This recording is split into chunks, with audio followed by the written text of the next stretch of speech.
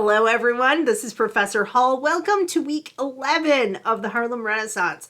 So, we're only doing one novel for this class. There were a lot of wonderful novels written, but I really wanted to focus a little bit more on poetry. I think a lot of the other lit classes have, I know the other ones that I teach have like 4 or 5 books, and it's a lot to read. And here we have a little bit less to read, but you've also had some criticism so that you can kind of really focus on the small little details that you've been seeing in the poems.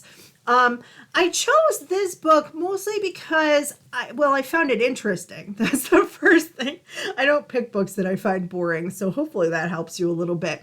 I hope that you appreciate and enjoy this book.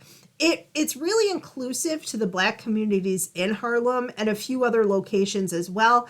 The author tackles issues within the community rather than problems outside the community. And he also shows some of the darker aspects of life in the city and tries to depict the gritty realities of struggling with racism and colorism. So I feel like it fits really well with the modernists and the Lost Generation, that kind of thing. The other authors of this time who were moving against the romantic traditions, right? And trying to show the grim realities of life and the loss of some of those traditional values and things like that in the wake of World War I.